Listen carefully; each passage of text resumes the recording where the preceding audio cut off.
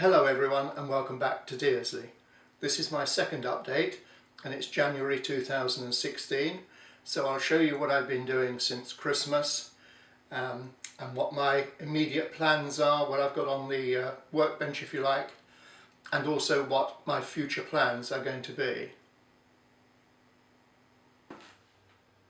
The first thing I decided to work on was the platform, the station area generally, but the platform needed lighting and some more details. So I started with the lighting and I fitted 8 station lamps. You can see 2 of the black ones there. They look quite good, I think. And I've also, in addition to the lights, added lighting and finished the 2 telephone boxes. These I repainted. I had hoped to show you these in a video and I started it, but accidentally I deleted the files.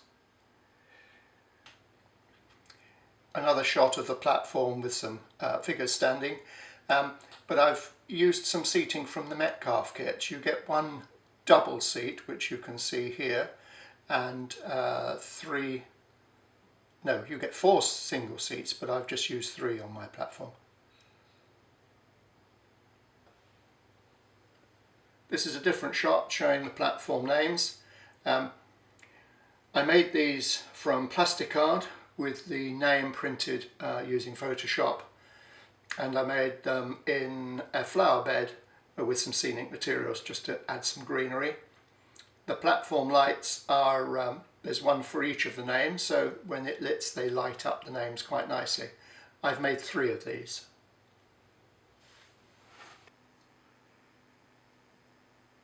The only work I've done in the goods area is here in the coal yard. I've added some stays for the coal, and I made these from coffee stirrers.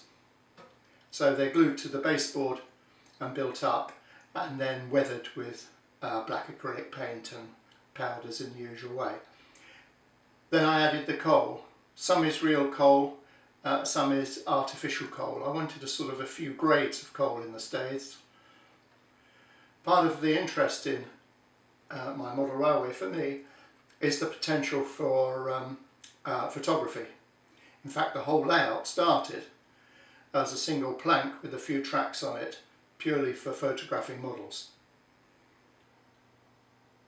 A good bit of time was taken up hiding one of the surface mounted points with the model of the water tower. It's a scale scenes model, but I won't say much more about it. You can see the full build on another video.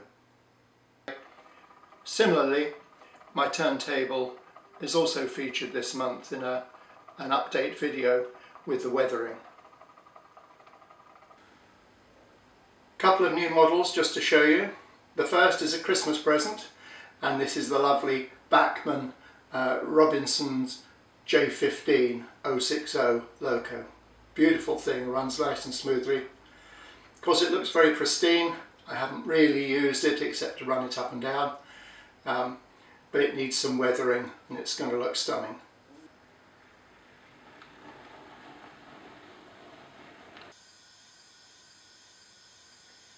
Another Christmas present, this lovely Heljan Baby Deltic, bought at an incredibly low price from Hatton's before Christmas.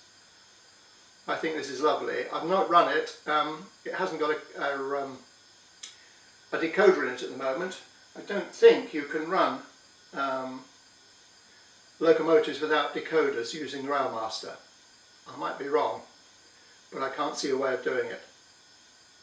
And it's in the early 1960s plain green livery, no yellow ends. Really pleased with this.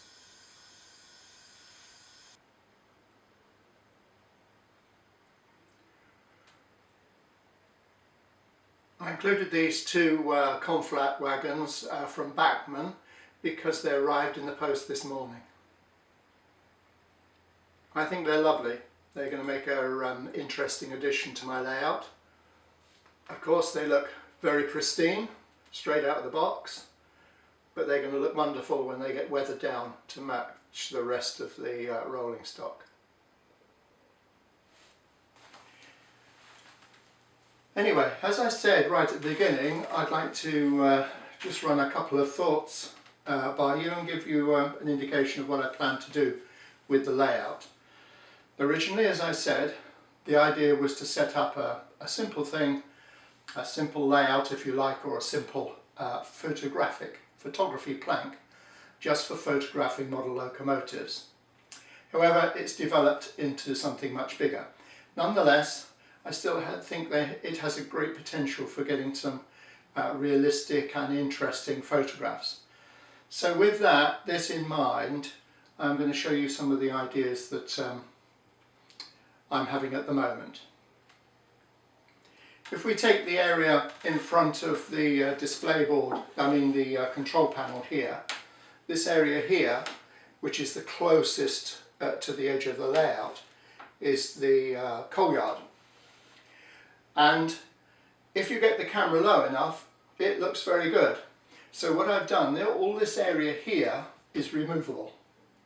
It can come away. So instead of having the camera back here, I can get the camera really close to this area. Now my plan is actually to make a cover that fits all of this and onto the table, so that I can put some scenic modelling on here to extend the width of the baseboard for photography. So I can photograph across the yard, or I can take it away and photograph close up. I can then stand details on the board and lose in photographs this front edge. I'll also do something similar to the area of the railway either side of the centre control panel.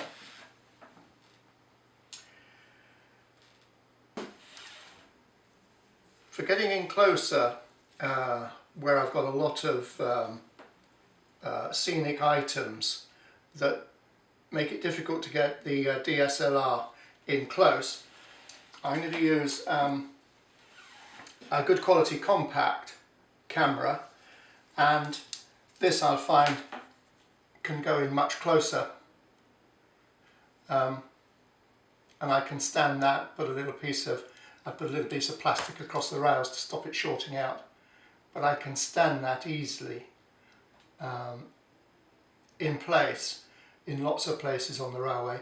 I can either take pictures from the back of the railway facing forward, or I can clear an area on the platform and take some platform shots. So I plan to try that as well.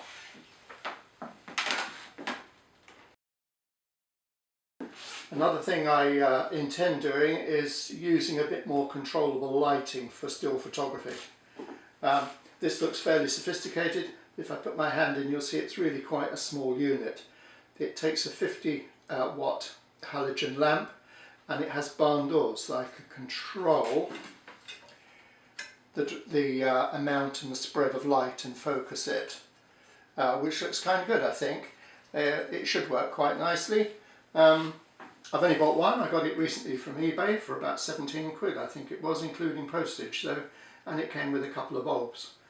So a cheap thing really, but I'm hoping it'll allow me to do some more creative lighting effects.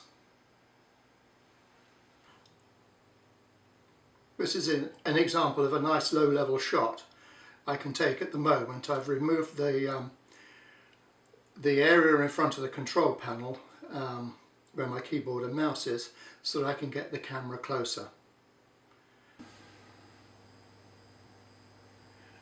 I can get away with a much lower eye-level shot as long as I zoom in tightly on the loco. As soon as I zoom out to get a wider angle shot, then of course the front edge of the baseboard becomes very apparent. Here I've taken a series of still images and processed them through Photoshop. Obviously in Photoshop I can get rid of the areas of the control panels and the front of the layout showing. This is okay for still photography, but for the video I need actually to have the area in front of the board blanked off so that it doesn't intrude into the video. If you're keen to see some more of the still photography I've done so far on my layout, then I've put a few images at the end of this video. Photography of models and model railways in particular is something that interests me, and I'm hoping to start a section on my YouTube channel covering photography, still and video. So if this interests you, then please subscribe, and as and when it comes you'll be notified. Other progress on my railway is to do with the fiddle yard, and I'm slowly, bit by bit, adding point motors to the points I showed you in the last video. However, this arrived in the post as well yesterday. It's a Dapol Kitmaster model of a JCB. Now, I remember this way back, I'm sure it was in the 60s. This was the old Airfix kit. In fact, on the instructions it says that the tooling for this kit is over 50 years old, which puts it back into the end of the 60s at least, because if they came from Airfix they would be older than that. So this makes this vehicle a 1960s JCB. It's plastic, and I'm going to make it up and weather it, and it will shovel coal. While on the subject of vehicles, I'm going to make a video of weathering and detailing vehicles, and I will video the build of this kit. We're spoilt for choice these days with model road vehicles for our railways. I'm always tempted towards industries and transport that is based in East Anglia, and Welsh's Transport Limited is quite an old Cambridgeshire company, or based around Cambridgeshire. This is a die-cast model. It is not an Oxford die-cast, but nonetheless it's quite attractive. But the trouble with die-cast straight from the box, beautiful that they look, is that the shine on them, the finish, I feel is much too strong. Here are two BRS Scammell tractor units. They're both made by Oxford Die-Cast.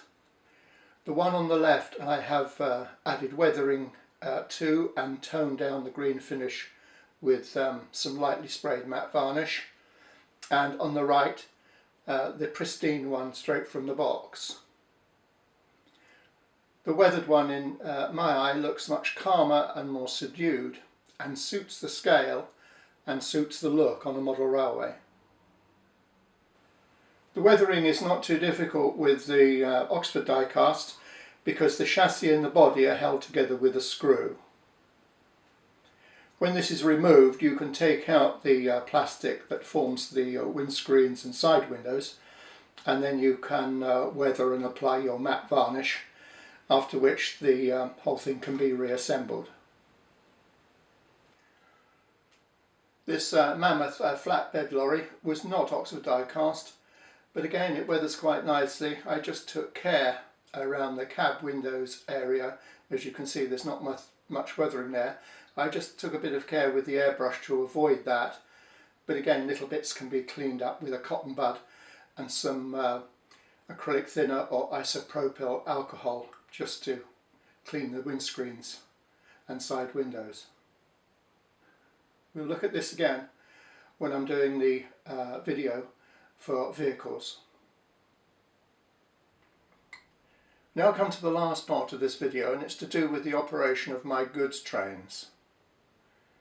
I want to do them in a prototypical way, and one of these would be stuck to the outside of every goods wagon as it made its way around the country. It indicates the type of goods carried, where it's from and where it's going to, and various other bits and pieces. Interesting as it is, I was wondering how I could adapt this to work on a model railway. Based on the LNER design, I've come up with my own set of labels. They carry similar amounts of information, but tailored particularly to my model railway. I've made them the size of, printed them and made them the size of credit cards, so they can be laminated in easily available pouches.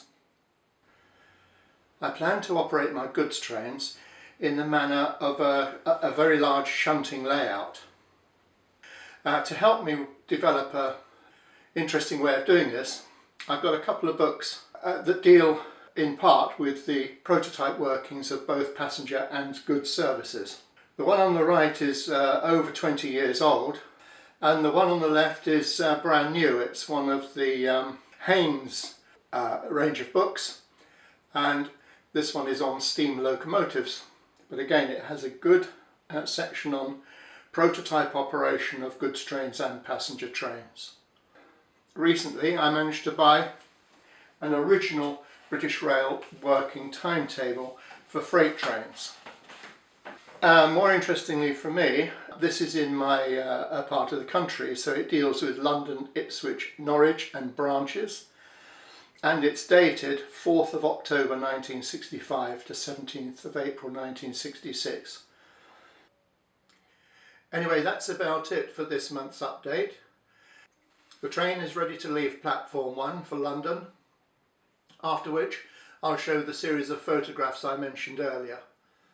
So please subscribe and comment, and thanks for watching.